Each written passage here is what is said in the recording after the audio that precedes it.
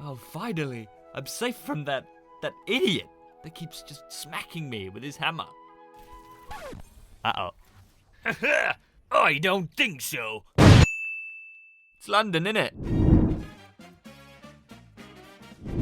King's Row turret spots now as suggested by DQ, and we've got this one here to start things off. This little offensive rotation on point A.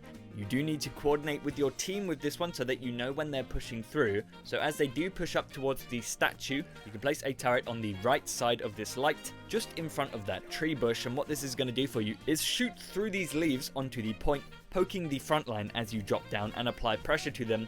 And this turret can cover a really wide area of this first point. I have some defensive options for this point here. This is probably the most common one to use, way back on this far high ground. It provides a good poking angle as they push through round the choke while staying relatively out the way. The more trolly approach now to this point is to come round onto this little high ground perch and then onto this part that juts up. And if you position this one right and aim just a little above that statue's head, you can land a turret on the back shoulder area of Mondata here. This one of course isn't overly efficient, but it can take them by surprise on some occasions. And you know, sometimes it isn't always about these fancy spots that sit in weird places. Sometimes the most effective turrets are the ones that are just put in the best place of the map. Right here on King's Row is a fantastic example of that, taking excellent cover from the building so that it will only poke them as they push onto the point. It will cover the flankers and is also difficult to be destroyed. This one also alerts you if they are pushing round to the side or even behind you. Point B can be a little tricky as it's a lot of straight paths, but placing one just behind the framing of this window is a pretty good workaround. And I say just behind the window frame, as doing so will mean it won't be shot from these stairs here, and it will also take a more natural cover from the building, sitting further back inside. For the last area here, if you rotate round to the stairs up to the high ground, place your turret in the center of the walkway here.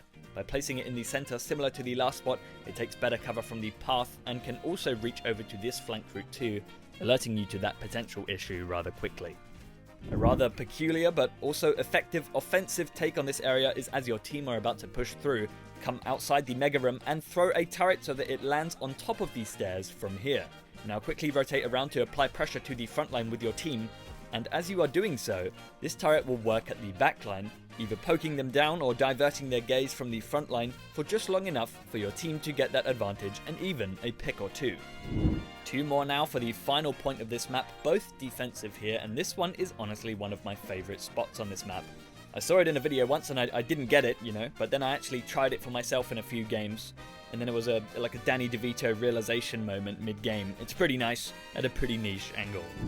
And finally, a more defensive alternative to cover a similar area is to hop onto these boxes and place a turret just to the right of the box that sticks up.